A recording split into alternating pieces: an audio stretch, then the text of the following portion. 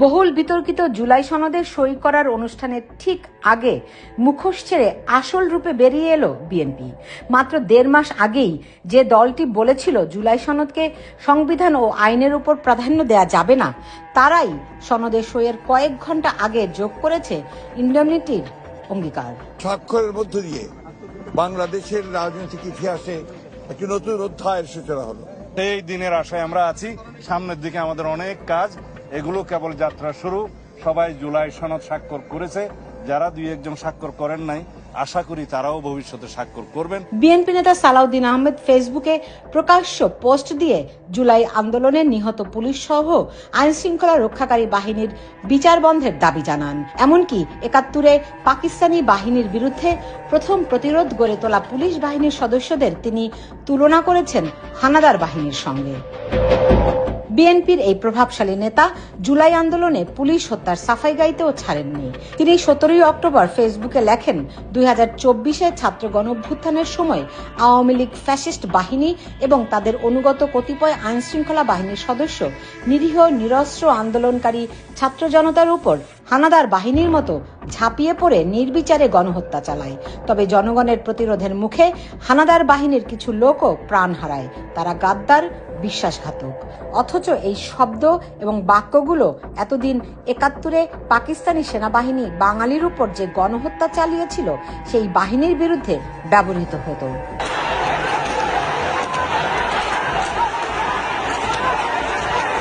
বৈষম্য বিরোধী ছাত্র আন্দোলন চলার সময় 2024 সালের জুলাই আগস্টে দেশের বিভিন্ন জায়গায় বহু পুলিশ সদস্য প্রাণ হারান।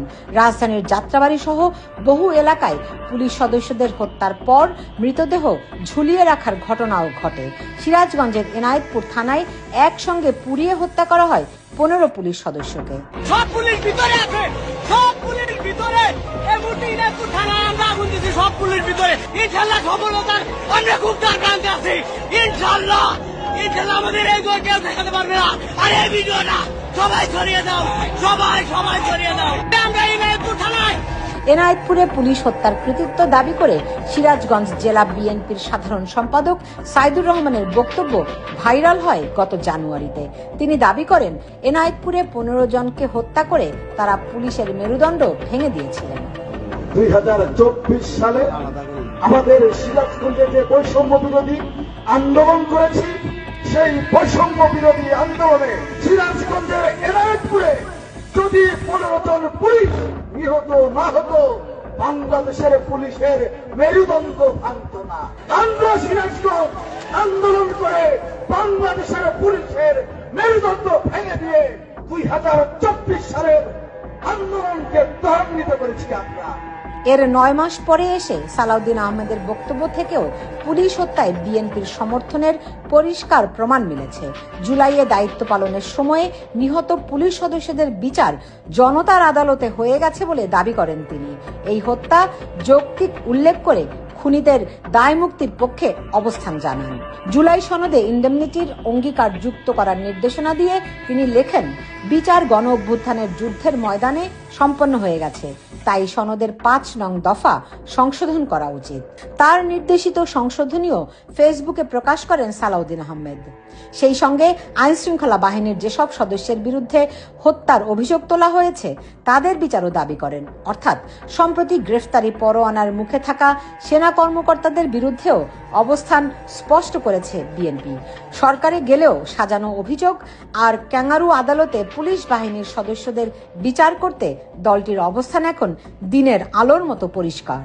যে হুকুম এবং গুলি দুইটা একই হাতে থাকা কখনো আইন হয় নাই, মানে সুবিধাজনক নিরাপদ হবে না। এটার জন্য কি শুধু এক্সিকিউটিভ তার ক্ষমতার লিপসার জন্য তাকে ব্যবহার করছে সেই জন্য দায়ী? পুলিশ কি দায়ী না? একতরফা কি কোনোদিন কোনো পাপ হতে পারে না। সালাউদ্দিন আহমেদের এই নির্দেশনা হুবহু মেনে জুলাই সনদের 5 নং দফা সংশোধনের ঘোষণা দিয়েছেন জাতীয় ঐক্যমত্য কমিশনের সহসভাপতি আলী রিয়াজ। আমরা সকলে এক, আমরা সকলেই ঐক্যবদ্ধ। সেই অগ্রযাত্রায় আপনাদের অংশীদারিত্বের প্রত্যাশা করে আবারও জাতীয় ঐক্যমত্য কমিশনের পক্ষ থেকে সকলকে আন্তরিক ধন্যবাদ। এর আগে সকাল থেকে কথিত জুলাই যোদ্ধাদের নিয়ে সংসদ ভবন এলাকায় সাজানো হয় মবের নাটক। আমরা এসেছি, আমাদের যে জুলাই আকাঙ্ক্ষা ছিল সেটা কোনো বাস্তবায়ন হয় নাই। এই জুলাই সনদ আমরা আজকে কোনোভাবে স্বাক্ষর হতে দিব না। আমাদের জুলাই সনদের যে যৌক্তিক দাবিগুলো সেগুলো একটাও আমাদের জুলাই সনদের মধ্যে নেই। কেন? আমরা এটা কোনোভাবে মেনে নেব না। প্রয়োজনে আজকে এখানে আমরা আবার শহীদ হব। আইন বিশেষজ্ঞরা মনে করছেন এমন ইন্ডেমনিটির দায় নিজেদের কাঁধে নিয়ে আবারও কালো অধ্যায়ের ফাঁদে পা দিল বিএনপি।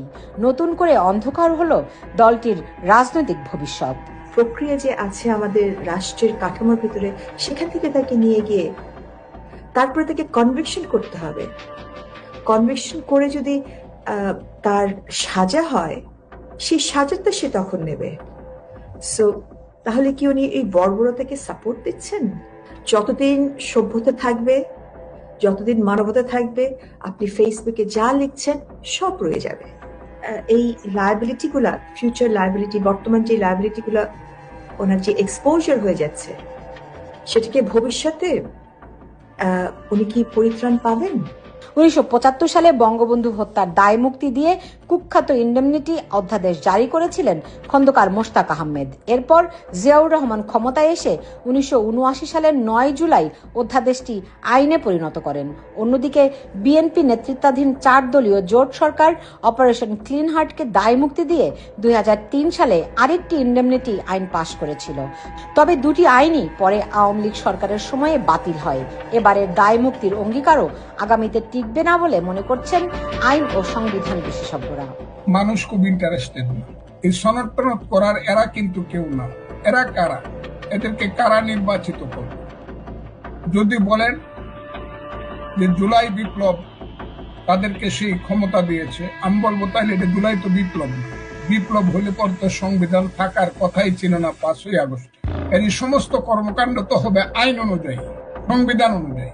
এইসব কর্মকাণ্ড সবকিছু তো জোর করে সংবিধানের বাইরে করা। Sultana Rahman, Bangla news network, new York.